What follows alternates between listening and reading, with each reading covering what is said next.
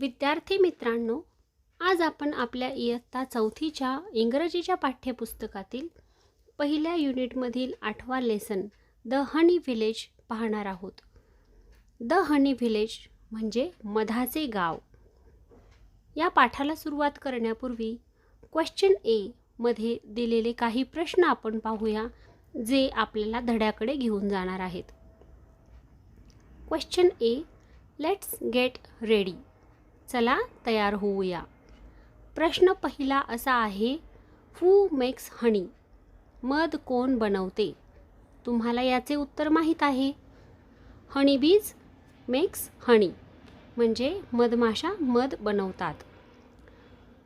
पुढचा प्रश्न आहे, have you ever seen beehive? Where म्हणजे तुम्ही कधी मधमाशांचे पोळे पाहिले आहे का आणि कोठे? याचे उत्तर प्रत्येकाचे वेगवेगळे असणार आहे. ते तुम्ही तुमच्या पद्धतीने द्या. तिसरा प्रश्न, do you know about a famous village for honey? मधासाठी प्रसिद्ध असलेल्या एखाद्या गावाबद्दल तुम्हाला माहीत आहे का? या प्रश्नाचे उत्तर देखील येस ऑर नो असे असणार आहे. हो किंवा नाही असे असणार आहे. चला आता आपण या पाठाला सुरुवात करूया. Question B, listen and repeat. ऐका आणि पुन्हा म्हणा. हा एक छोटासा पाठ आहे. या पाठामध्ये आपल्याला मधाचे गाव म्हणून प्रसिद्ध असलेल्या कोल्हापूर जिल्ह्यातील पाटगाव या गावाची माहिती दिलेली आहे. ती आपण या धड्याच्या माध्यमातून पाहूया. मध्ये मध्ये मी तुम्हाला यातील वाक्यांचा मराठीमध्ये अर्थ सांगणार आहे. तुम्ही तो समजून घ्या. Patgaon is a small village in Kolhapur district. It is known as the honey village. म्हणजे पाटगाव हे कोल्हापूर जिल्ह्यातील एक छोटेसे गाव आहे. ते मधाचे गाव म्हणून ओळखले जाते. Many people in Patgaon keep honey bees and collect pure and natural honey. This honey village project was developed by experts and nature loving people.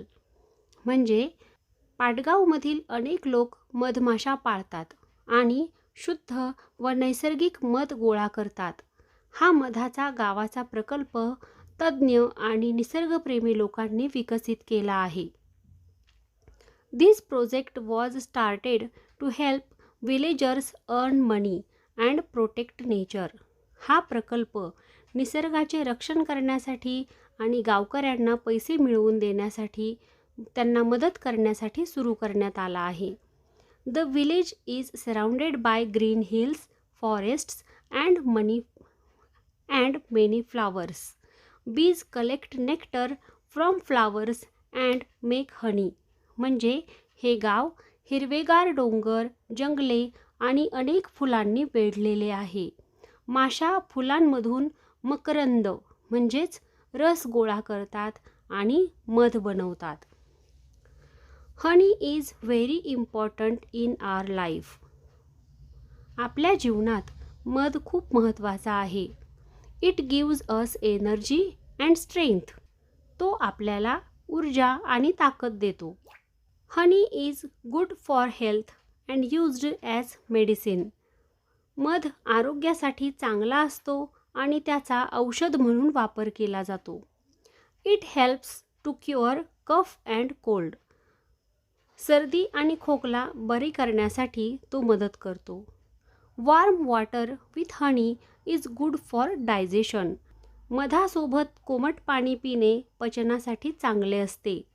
We can use honey every day in milk, tea, sweets and home remedies.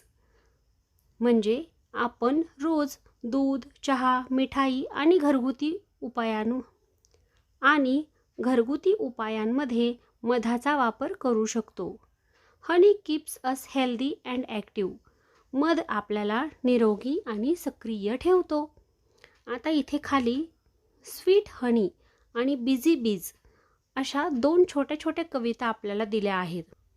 या कविता देखील इंग्रजीमधूनच आहेत. आपण त्या पाहूया. Sweet हनी म्हणजे गोड मध. Honey honey sweet and bright. Golden food we love to bite. From the flowers bees do fly, making honey way up high. या कवितेचा थोडक्यात अर्थ असा आहे की गोड आणि चमकदार असणारा मध आपल्याला खायला आवडतो आणि मधमाशा फुलांमधून मध गोळा करून उंचावरती मध तयार करतात. दुसरी कविता आहे बिझी बीज म्हणजे व्यस्त मधमाशा. Buzz buzz busy bee, making honey just for me, flying near the flowers fair, spreading joy and love everywhere. इथे बज बज हा जो शब्द आहे हा मधमाशांचा जो गुंजारव असतो त्यासाठी इंग्रजी शब्द आहे. या कवितेचाही एक थोडक्यात अर्थ असा आहे की मधमाशा गुंजारव करतात आणि माझ्यासाठी मध तयार करतात. फुलांच्या अवतीभोवती फेर धरून त्या उडत असतात आणि सगळीकडे आनंद आणि प्रेम पसरवतात. अशा या छोट्याशा 2 कविता आहेत. आता आपण या पाठावर आधारित स्वाध्याय पाहूया. Question C, listen and repeat. ऐका आणि पुन्हा म्हणा. म्हणजे इथे जे शब्द दिले आहेत ते आपल्याला ऐकून पुन्हा म्हणायचे आहेत. हनी म्हणजे मध, रिमेडीज म्हणजे घरगुती उपाय, प्रोजेक्ट प्रकल्प, एक्सपर्ट तज्ज्ञ, नेक्टर मकरंद, स्ट्रेंथ ताकद, मेडिसिन औषध, डायजेशन पचन. Question D, fill in the blanks म्हणजे रिकाम्या जागा भरा. आता इथे दिलेल्या वाक्यांमधील रिकाम्या जागी जे शब्द आहेत ते आपल्याला पाठातून शोधून लिहायचे आहेत. पहिले वाक्य पहा. Patgaon is known as the honey village. Bees collect nectar from flowers. Honey is good for our health. Honey gives us energy and strength. Question E, tick correct if it is true or cross if it is false.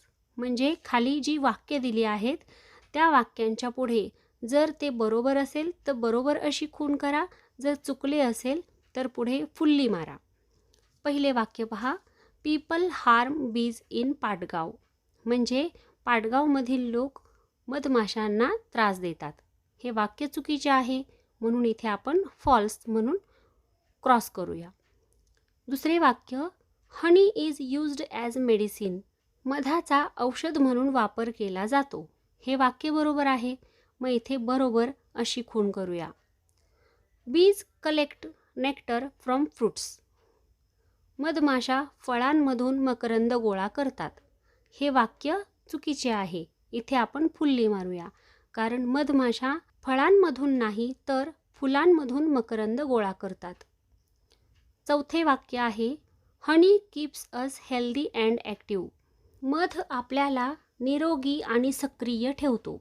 हे वाक्यसुद्धा बरोबर आहे म्हणून इथे आपण बरोबरची खूण करूया. Question F, speak a few lines about the given topics. दिलेल्या विषयांवर काही वाक्य बोला.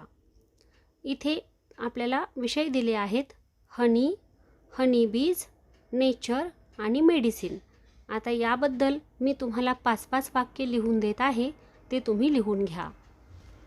हनी, honey looks golden. It is very sweet. It is important for our health. Honey bees makes honey. Honey keeps us healthy and active. Honey bees, honey bees are small insects. They fly from flower to flower to collect sweet nectar. Their home is called a hive or beehive. They work hard as team. Nature. Nature is beautiful world around us, full of plants, animals and trees. Nature gives us fresh air to breathe and clean water to drink. Sky, sun and water are also part of nature. Medicines. Doctor gives us medicines. We get it in medical store. They come in different shapes and tastes. It makes us feel better. We should take medicines with warm water after having food. Question G. Create short poems based on your imagination and experiences. म्हणजे इथे आपल्याला 2 विषय दिले आहेत ज्यांच्यावर आपल्याला आपली कल्पना आणि अनुभव वापरून थोडक्यात छोटीशी कविता तयार करायची आहे. पहिला विषय आहे फ्लावर्स म्हणजे फुले आणि दुसरा विषय आहे नेचर म्हणजे निसर्ग. या दोन्ही विषयांवर मी 3 कविता तुम्हाला इथे लिहून देते. यातील जी कविता तुम्हाला आवडेल ती तुम्ही तुमच्या स्वाध्यायामध्ये लिहा. Flowers bloom bright and fair, fragrance spread everywhere. Bees and butterflies come to play, making gardens bright all day. दुसरी कविता. Red and yellow, pink and blue, lovely flowers smile at you. They make our world happy and bright, a beautiful and joyful sight. तिसरी कविता. Little flowers dance in the sun, growing happily one by one. They fill the air with sweet perfume, making every garden bloom. आता दुसरा विषय पहा, nature म्हणजे निसर्ग. यावर देखील 3 कविता देत आहे. त्यातील जी आवडेल ती तुम्ही तुमच्या वहीमध्ये लिहून घ्या. पहिली कविता. Nature is lovely, green and bright. Trees and birds are a happy sight. We should keep it clean each day, so it stays beautiful in every day. दुसरी कविता. Blue sky, rivers, hills so high, clouds are floating in the sky. Nature is our greatest treasure. Caring for it brings us pleasure. तिसरी कविता. Nature gives us air to breathe. Flowers bloom beneath the trees. Let's protect it every day for a brighter world in every way. तर विद्यार्थी मित्रांनो, आज आपण आपल्या इयत्ता 4थीच्या इंग्रजीच्या पाठ्यपुस्तकातील पहिल्या युनिटमधील 8वा लेसन द हनी व्हिलेज हा पाहिला. या पाठाचे आपण वाचन केले, अर्थ समजून घेतला व त्यावरील स्वाध्याय देखील सोडवला. या पाठाचा स्वाध्याय तुम्ही सुंदर अक्षरात तुमच्या वहीमध्ये लिहून ठेवा. आता पाठाच्या सुरुवातीला विचारलेल्या एका प्रश्नाचे उत्तर. आपल्याला विचारले होते की तुम्हाला मधाचे गाव याबद्दल काही माहीत आहे का? आपल्या महाराष्ट्रातील 10 गावे मधाची गावे म्हणून प्रसिद्ध आहेत. यामध्ये सातारा जिल्ह्यातील महाबळेश्वर तालुक्यातील मांघर हे गाव आपल्या देशातील मधाचे पहिले गाव आहे. याशिवाय कोल्हापूर जिल्ह्यातील भुदरगड तालुक्यातील पाटगाव, नाशिक जिल्ह्यातील त्र्यंबकेश्वर तालुक्यातील चाकोरे, अहमदनगर म्हणजेच अहिल्यानगर जिल्ह्यातील शेवगाव, नागपूर जिल्ह्यातील बेलतरोडा, अमरावती जिल्ह्यातील अंजनगाव, वाशिम जिल्ह्यातील मालेगाव, नंदुरबार जिल्ह्यातील पिंपळगाव, पालघर जिल्ह्यातील कवठे व नांदेड जिल्ह्यातील हिंगणी अशी 10 गावे मधाची गावे म्हणून प्रसिद्ध आहेत. ही माहिती सुद्धा तुम्ही तुमच्या वहीमध्ये लिहून ठेवा. हा व्हिडिओ जर तुम्हाला आवडला असेल तर व्हिडिओला लाईक करा. हा व्हिडिओ तुमच्या मित्रांना शेअर करा व असेच नवनवीन व्हिडिओज पाहण्यासाठी या चॅनलला सबस्क्राईब करा. थँक्यू.